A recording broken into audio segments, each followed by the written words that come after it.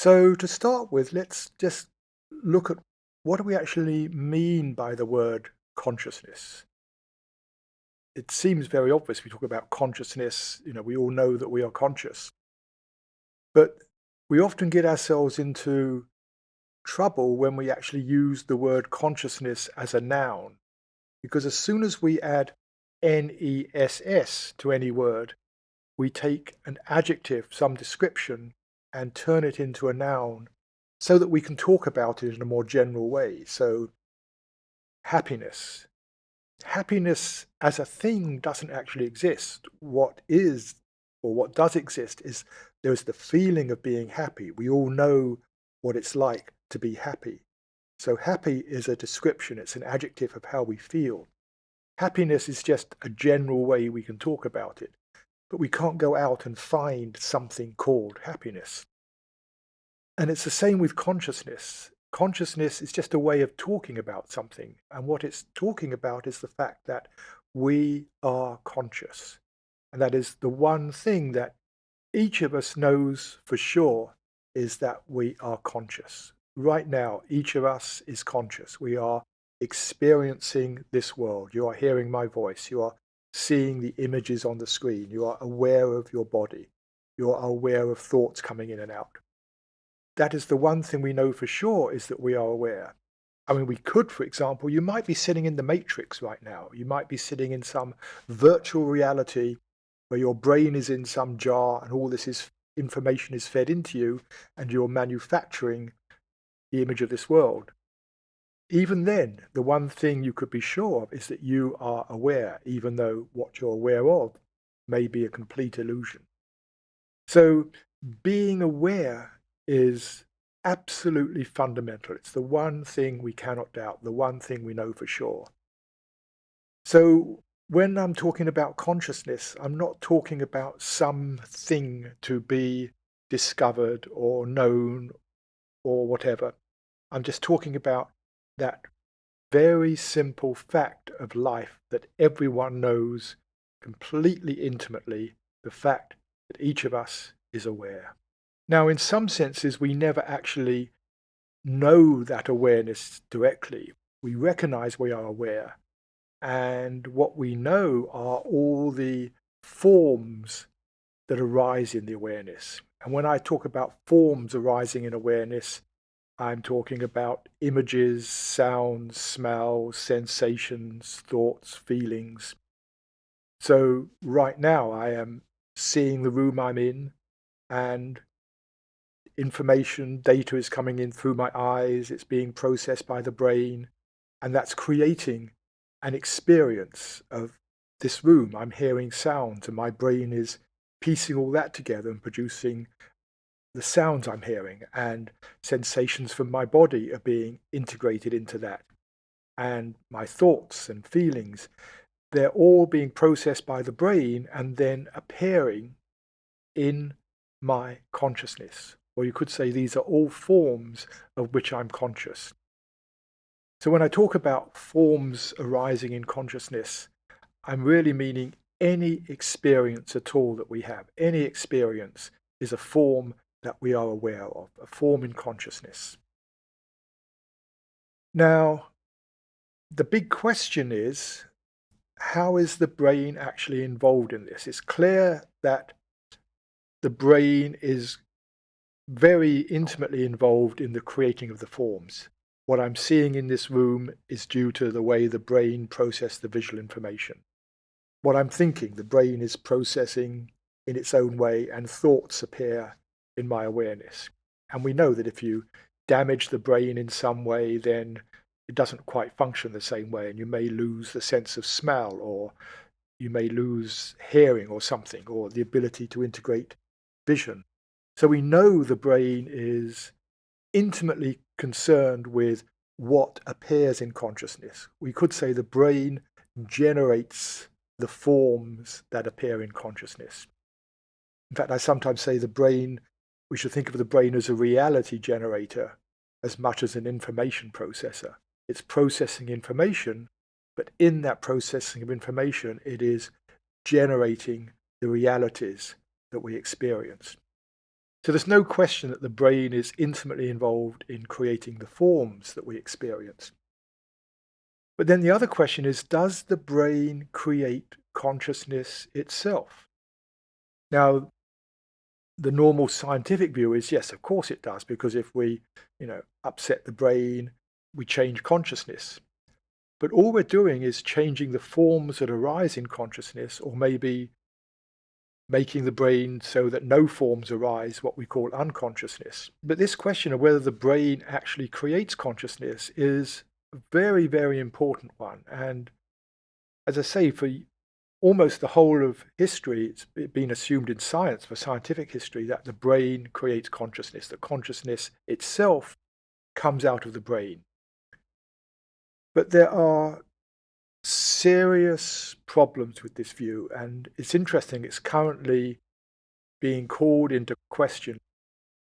The first really serious problem with this view is that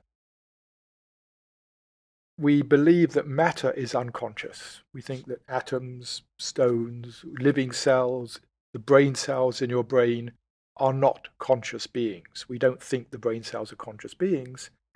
So, and all the matter of the brain is not conscious. So the question arises, how is it that unconscious matter ever gives rise to conscious experience? The two are totally different. One is material, unconscious.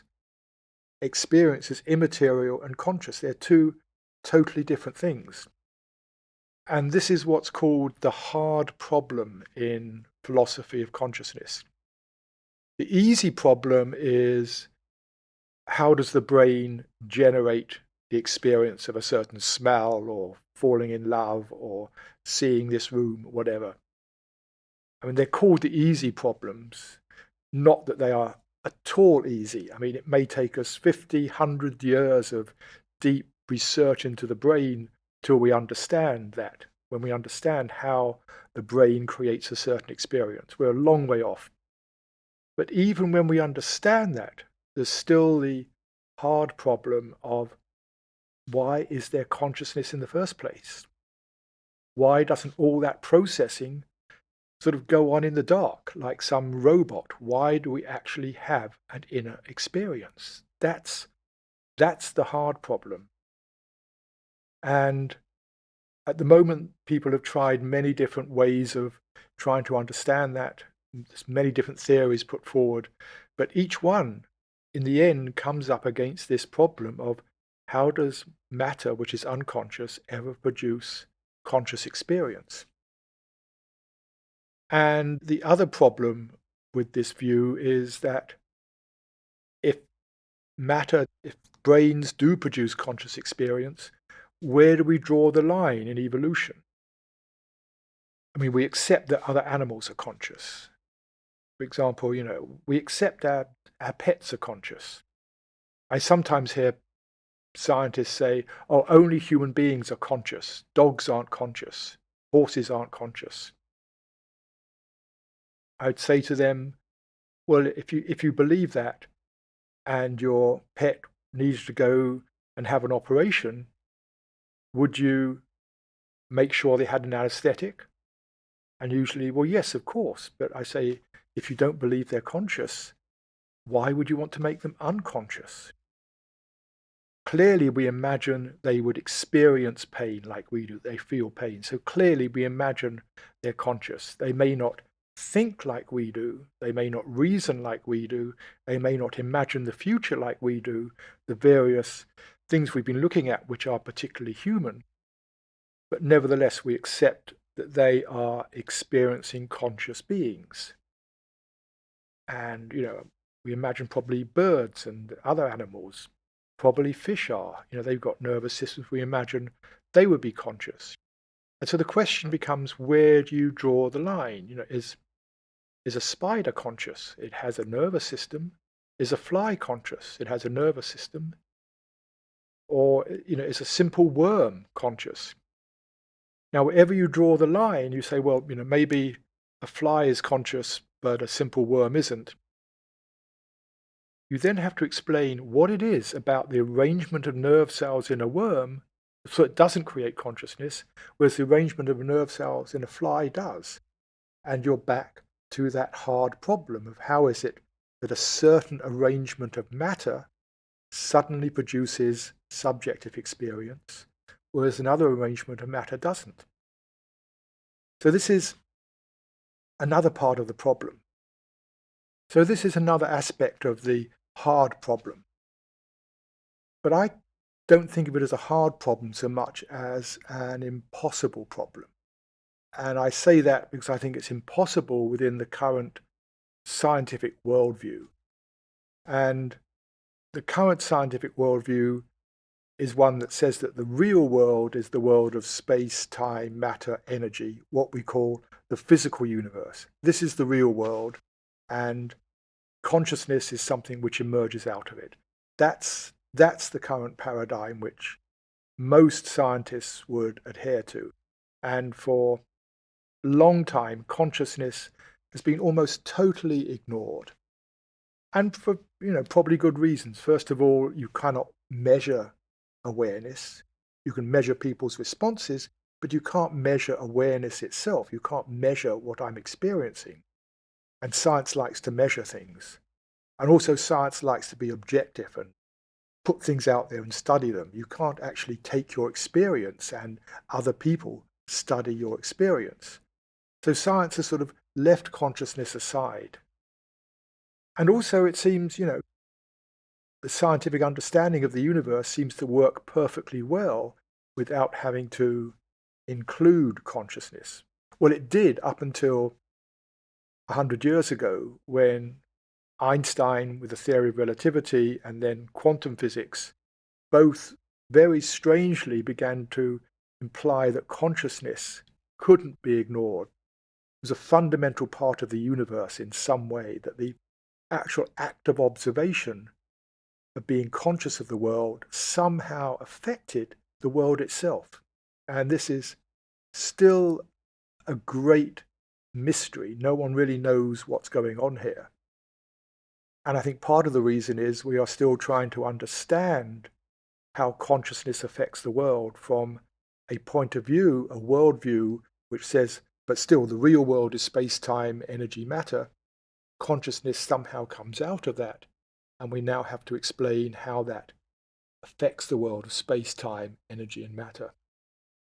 But what's beginning to happen, and this is what I'm fascinated by, there's a new view beginning to come into science, which basically says we cannot draw a line anywhere, that consciousness goes all the way down the evolutionary tree, that everything is conscious.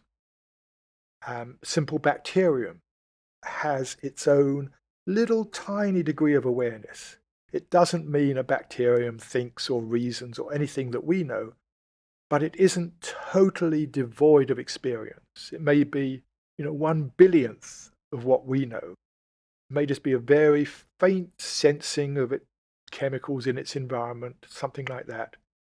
But we cannot say it is totally devoid of consciousness. There's nowhere we can draw the line. And this is a view which has the technical name panpsychism, which means really mind in everything. Everything has the aspect of mind. Everything has awareness. So in this point of view, awareness isn't something that suddenly popped into existence as if by magic once a certain degree of complexity was reached or a certain type of nervous system had evolved. Suddenly, by magic, the line was crossed and subjective experience appeared. This view says it was always there, that in fact consciousness is intrinsic to the universe, and that as life has evolved, so the systems have got more complex, nervous systems have evolved, senses have evolved, and with that evolution, the forms that appear in consciousness have also evolved. So the forms that appear in a bacterium's consciousness, hardly anything. The forms that appear in a fly's consciousness might be a lot more detailed. It's seeing its world, it's having smells, those sorts of things. the forms that appear in a dog's consciousness much richer. It's got much richer nervous system. In fact, in some ways, a dog is more conscious than us because it can smell smells that we can't smell, can hear sounds we can't hear. There's been this evolution of consciousness where the forms have got more and more complex, richer and richer, until we reach human consciousness, which the forms there have begun to include something I don't think other creatures have, which is thinking. We've added thinking to this whole array of sound, sight, feelings, sensations. All of this has now been added this other sense or other form, which is the ability to take language and think to ourselves about the world. And with that has come this sense of I, that there's a self. And so we could say that everything is ultimately being. I said in the introduction that we could define being as what is, and we could say the whole cosmos is a field of being. And so in this new view, we're saying being is really consciousness. Being is being conscious. It's intrinsic to life. And as being has evolved, as the forms have evolved, so being has become more and more conscious until with us as human beings, being has reached the stage of actually being conscious of itself, of being aware of its own nature.